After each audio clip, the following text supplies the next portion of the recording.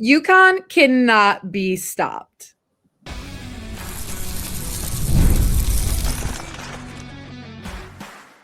You are Locked On Women's Basketball, your daily podcast on women's basketball. Part of the Locked On Podcast Network, your team every day. Hello, everyone. Welcome to Locked On Women's Basketball, your number one podcast for women's basketball. And the best thing about it is that you get to hear from us essentially every day. Today's episode is brought to you by FanDuel. If you want to be right in the middle of the action this season, visit FanDuel.com and place your NFL live bets all season long.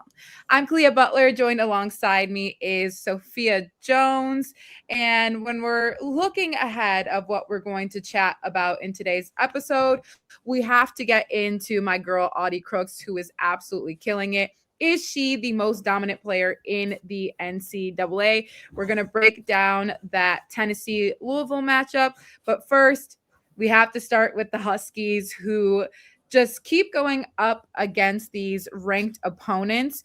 And it just seems like a walk in the park. 90-64 victory over Iowa. Iowa was also taken down by Iowa State. We felt that UConn was probably going to walk away with this one too. But what stood out to you most about this specific Huskies performance? I would say it started with their game, or the game started with their defense and with Sarah Strong's offense. Defensively, they were picking up full court. That led to a lot of the steals. They took Iowa out of their offensive flow. Iowa's a team that more so likes to get into the half court and run through their sets, take some time off the shot clock. So UConn sped them up, didn't really allow for any of that. There were a couple of plays where Iowa even struggled to inbound the ball. So UConn's defense set the tone on that end. But Sarah Strong offensively just was phenomenal at the start of the game. In the first half, she was the offensive orchestrator from the jump. In that first half, she had 20 points and 5 steals. So getting it done on both ends of the floor. But I talked about it starting with her. She would just get the rebound, take it herself, and either finish or kick it out, or whenever she would get the ball out in the perimeter, high post, it just feels like she already knows what the defense is going to do. And again, playing in the 0.5, half a second, making that split-second decision, whether she wants to shoot, dribble, or pass. She does an outstanding job of that. But for the whole game, UConn just really turned up the pressure defensively, offensively. Iowa even tries to show a little bit of zone, disrupt that rhythm. But then you had Azzi Fudd come in during that second half, and she just completely blew that zone out of the water with her perimeter shooting. She had 21 points in that second half compared to 6. So a little bit of a trade-off between Sarah and Azzi. But she just shot the ball so efficiently and was a huge reason why UConn was able to extend their lead and look comfortable.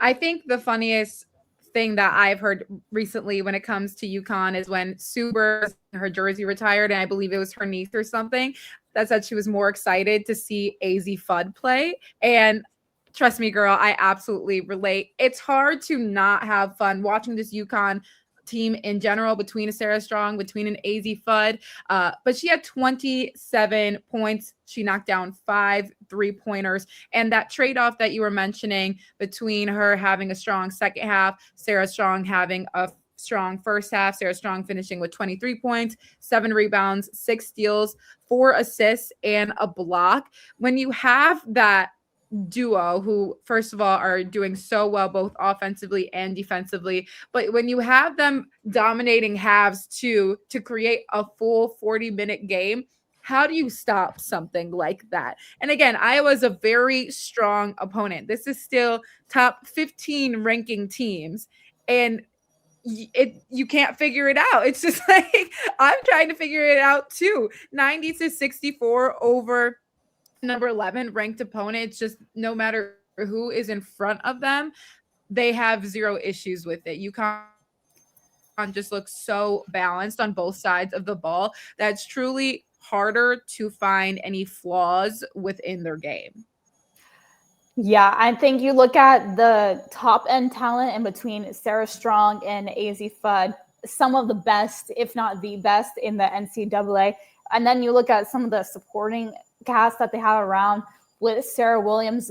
She is a huge part in opening up Sarah Strong's game in the front court. She's a little bit more back to the basket, paint dominant, as opposed to Strong. Stretching it out a little bit, can handle it more. But because they're both so dominant back to the basket and they're big presences, you can't just let anyone guard those two. So Sarah Strong works so well in that front, or Williams works so well with Strong in that front court.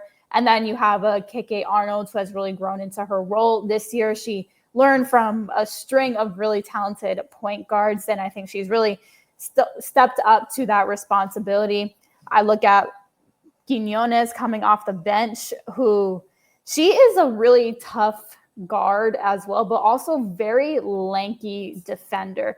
There have been a couple times, I feel like at least once every single game, she'll pick someone up full court or at half court and steal a ball and finish the other way with an and one.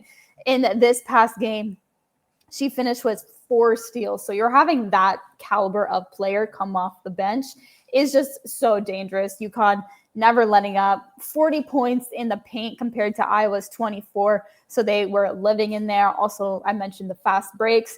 18 fast break points compared to 2. A lot of those fast break points either from getting a miss, Sarah Strong rebound and go, or that full court pressure defense creating steals in the backcourt and just getting an easy layup. You talk about the paint dominance for UConn, a little bit on the Iowa side. Iowa actually did win the rebounding battle 34-25, but turnovers really ended up hurting them. Speaking of just some standout performances for Iowa, Hannah Ski came in, had 17 points, rebounds, 5 assists.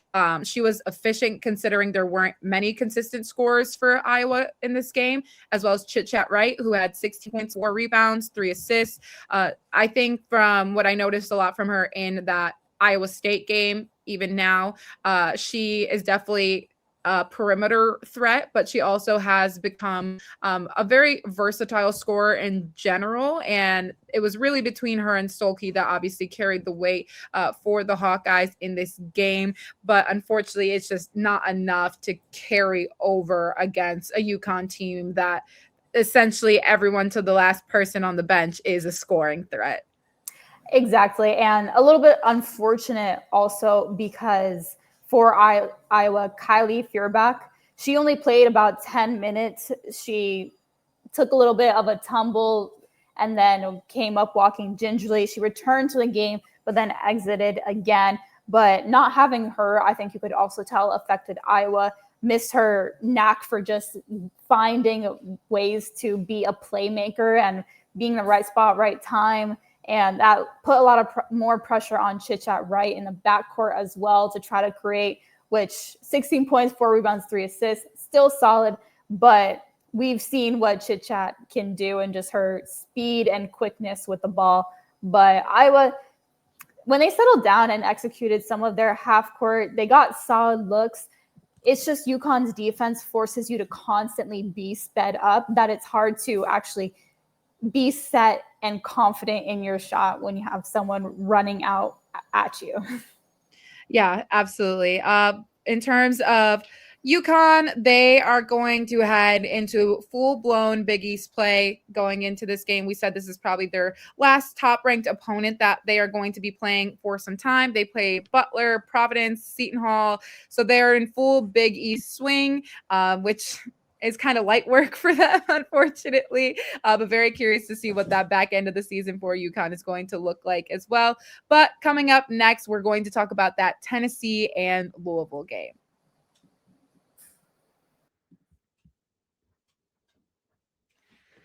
Nobody knows your money goals better than you. Robinhood puts you in control of your money with tools that work as hard as you do, locking in on every opening, beating your PR, beating it again. Channel that drive into your money.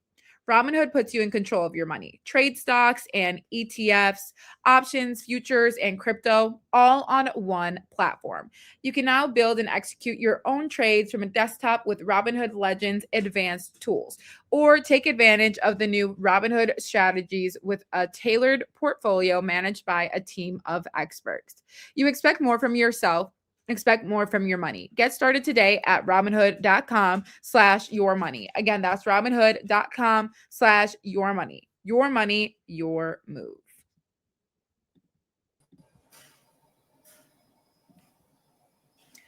All right, number 17, Tennessee took on number 16, Louisville. And we've talked about it before. We had hope for Louisville, and now they have defeated 2 ranked opponents. They walk away 89-65. Louisville overall had a very balanced scoring attack. They had 6 players in double figures, and they just really had all the momentum going into the second half. They did. It was really towards the end of third quarter, beginning of fourth, that they blew open their league. Tennessee put up a really great fight, but Louisville was just making a lot more of those hustle plays, it felt like. So getting layups, whether that's just downhill penetration or through transition, a lot of offensive rebounds. They pressured Tennessee a lot, which Tennessee is so known for their defense and that 5-in, 5-out subbing method and going deep into the bench because they press full court every single possession pretty much. But Louisville did the exact same to Tennessee. And it felt like because Tennessee was so aggressive up the line that Louisville was just opportunistic in finding some of those gaps and using that chaotic momentum against them. That's why I mentioned the layups. They said, you guys want to speed us up? Well, we can play fast too. Essentially, that's how the game went, or what it felt like. But yeah, again, in that end of third quarter, beginning of fourth, they were just getting a ton. They're hitting tough shots and getting a ton of and ones. And so when you're getting all of these plays, it just felt like Tennessee was knocked off their game a little bit. And I would point to a specific moment where there was a double technical on Spearman for Tennessee and Randolph for Louisville at the beginning of the fourth when they were both fighting for a jump ball. And it felt like that was the biggest turning point in the game because the Lady Vols collective mindset didn't appear clear after that. It was just, it just didn't seem like they were totally focused and intentional with what they were doing, as opposed to Louisville, who, again, out-hustled them a lot of the time. Yeah, I think when you're talking about Tennessee, they just weren't able to sustain any level of consistency throughout the game. And I'm curious to, your perspective on this 5-in, 5-out. When you're looking for that consistency, is it hard when you are getting subbed out, not necessarily seeing different rotations, different lineups to be part of? Is that what can kind of kill the momentum when it comes to that? Definitely, if you're a player and you're finding a groove, you're in a great rhythm. I think when you look at Tennessee's roster, you look at players like Spearman or Talia Cooper, who find some of those rhythms a lot, even Janiyah Barker, where being subbed in and out can lead to a little bit of a lack of flow and maintaining that rhythm. But at the same time, like I mentioned, because they press up so much, that is not an easy defense to maintain for a full 40 minutes. So I understand getting a quick breather off on the bench and then just checking right back in. But to your point, it does create the question of, is that method really sustainable? Because Tennessee's offense also, it can appear very stagnant and ISO dominant a lot of the time, especially when the game does start to go down. Tennessee, they like to get the points off of turnovers, go and just push, play fast. But that's where I bring up the rhythm development. Once you start to get into that half court and you have to execute your sets, Tennessee doesn't really have much, or like I said, it looks stagnant on that end. There's not a ton of movement, very one-on-one, which they have talented players to make stuff happen. It's just something that isn't all the time sustainable. On the other side, again, for Louisville, we'll talk a little bit about The star performances from that game, Tajianna Roberts, 18 points, which was a team high. She was kind of doing it all. She was rebounding. She was facilitating. She had a couple of steals. She was doing very well on both sides of the ball. You have Imari Berry, who had 15 points, 13 rebounds, which was the first double-double of her career. She established a really good inside presence, and that was a really big factor for Louisville to kind of separate themselves too, as well as Reyna Scott, who had 13 points, 10 of those coming in the fourth quarter to really shut Tennessee out. Yeah, and out of those three players, I would really have to spotlight Imari Berry. She comes off the bench, checks into the game, and provides just such an incredible boost for Louisville. She's an incredibly dynamic scorer. She can get her shots at all three levels. But on defense, we saw those rebounding numbers. She's one to take a main defensive assignment and just be all up in them as well. So I think she was again, huge reason why Louisville was successful in this game. And she's been such a weapon coming off the bench this whole season.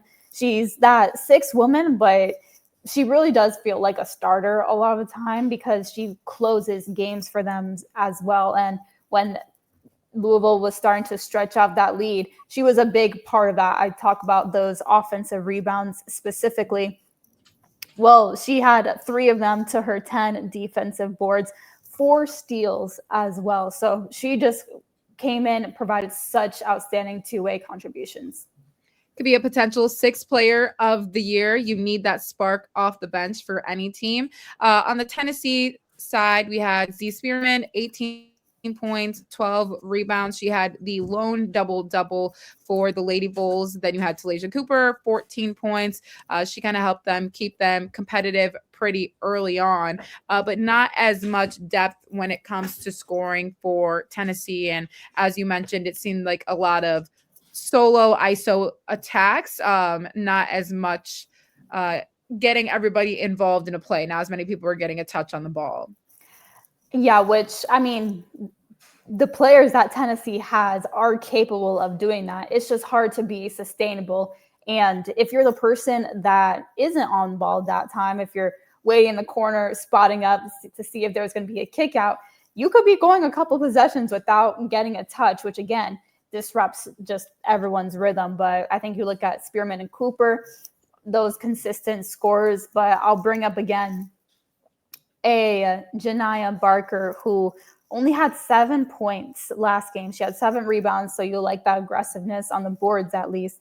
But her being 3 of 13 really hurt the team.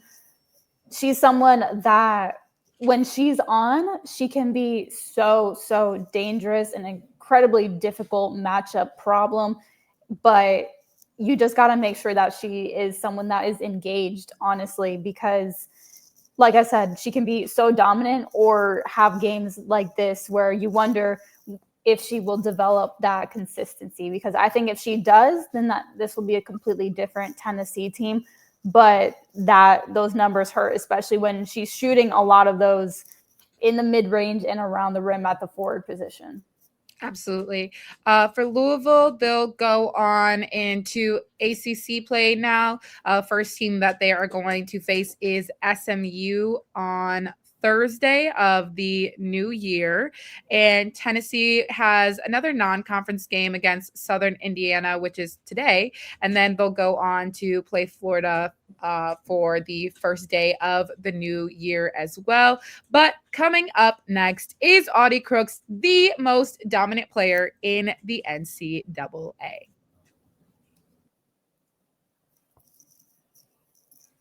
NFL Sundays move fast. One big play and suddenly everything feels different.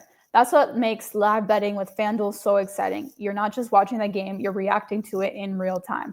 With FanDuel, you can place bets as the action unfolds. Every drive, every momentum swing, every highlight moment. Live betting is best when the game starts to shift. A receiver gets hot, a defense tightens up, or the momentum flips after a turnover. FanDuel lets you jump into the moment. If you're paying attention to any of the money lines right now, Sarah Strong is the minus 180 favorite to win the John Wooden Award in the FanDuel Sportsbook. But like we're about to talk about and get into a little bit, Audi Crooks is making up ground and is now second favorite to win that award at a plus 200. So if you want to be right in the middle of the action this season, visit FanDuel.com and place your NFL live bets all season long. FanDuel, the game moves fast, and so can you.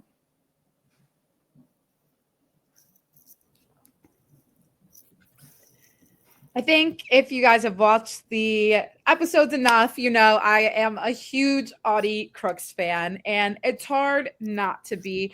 Iowa State opened up their Big 12 conference playing against Kansas, in which they walked away with a victory 79 to 76 on Sunday, so yesterday. And that was actually a very exciting game. Came down all the way to the wire. We'll break it down a little bit, but 41 points from Audi Crooks in this matchup. Third 40-point game this season, and fourth of her career. So the fact that the season has just started and we are just about to get into conference play, and she already has 3 40-point performances, one now coming up against a conference team, that's just outrageous work. It really is. And you bring up one of her other 40-point games. She scored 47 against Indiana, a power school. And then you also look at, she had 43 points against Valpo, which is still very impressive because she did that in 20 minutes. But when the question comes to, is she the most dominant player in women's basketball right now? I think if you look at it from the perspective of, if you get it to her down on the block and she's going one-on-one, yeah, I think she is the most dominant because no one has figured out how to stop her at this point in the season. And she's doing it at such an incredibly efficient rate as well. She's shooting 72% from the field. Usually when you look at around maybe someone shooting around 50%, that's considered solid. So for her to have all these games under her belt, scoring at 29 points per game at 72% field goal shooting, that is just the epitome of dominant efficiency. Yeah, I think that's the key word for her when you're talking about, is she the most dominant player? Because A, nobody has necessarily figured out how to slow her down, but B, she is so efficient because she's literally averaging more points than minutes. She's averaging 28 points, almost 29 in 26 minutes this season. This is on her subbing herself in and out of games, by the way. Only one other player in college or professional basketball has done that in this century, and that was Joel Embiid for the 76ers from the 2023 to 2024 season. So this has not been seen in women's basketball at all, to be scoring at that high of a clip. And as you mentioned, 72% from the field. And I think a part of what makes her so dominant is that now she has expanded her game. We understand how good she is at finishing at the rim. I honestly think this season she looks great at rim running. Whenever they're getting out into transition, this is something my dad always told me, just put your head down and start running. He knew I was never the fastest player on the court, but if I was dedicated to getting down the court, I was going to get there and I was going to find my spot and I was going to try and finish. And that's what I feel like I see from Audi Crooks. She puts her head down, she gets down the court, she gets her positioning, and they have just done such a good job at feeding her. And I know that's what they do in practice all day long, is different post entry passes for her. But she literally gets to any position that she wants. And she's just so physical that it's hard to guard her. Even if you're sending multiple players, she has such great footwork on top of it. And now that she's expanded to her little fadeaway jumper too, it's just at each season, it just keeps adding a layer, and she's still just a junior. So she has a whole another this season and the following season to just continue developing her game. Yeah, I really liked how you added the things that she has done to expand her game, because as someone that was a point guard, if I had a great rim running big, I'll get the outlet pass, immediate look up, and if they were there, just flick it. I love kicking it ahead to my bigs because that basically means I have to do less running. Sometimes I just cross half court, they get a layup, and I'm back on defense already. But she's doing that. You talk about the fadeaway. That's going to be a huge way to open up her game because she's so efficient with her back to the basket, shoulder work moves, and just players seemingly bouncing off of her, but having that fadeaway, especially to avoid charges if you are in foul trouble or if you're not getting that initial look, having that just really keeps the defense honest and on their toes. And I would also bring up, because ethical hoops is such a big term used these days, and already we see the efficiency with how much she's scoring. That, I think you can put a little check mark there up into the ethical hooper. But I'll also throw in, she doesn't really shoot a ton of free throws per game. In that last 41-point game, she was only 3 of 4 from the line. Against Indiana, she was 9 of 11, so did get there a little bit more. But the most free throws she shot in a game this year have been 14. She was 11 of 14, but mostly she's in the single digits. So she really doesn't go there that often, which is, again, for a post player, isn't something that is super common with how high her usage rate is, but just another reason why I do think she could be considered into that ethical hooper category. I think another layer to it too, aside from the conversation of her being so dominant, but also just her being a leader and an incredibly humble player on top of it, and somebody that definitely puts her team before herself.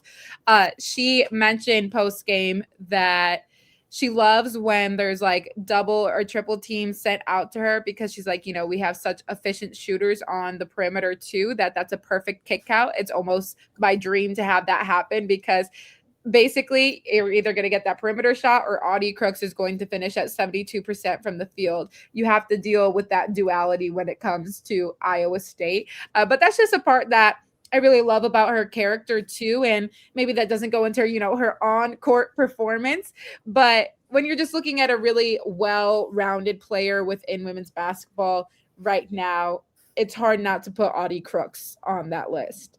I definitely agree. And like you said, she's continuing to make improvements in her game.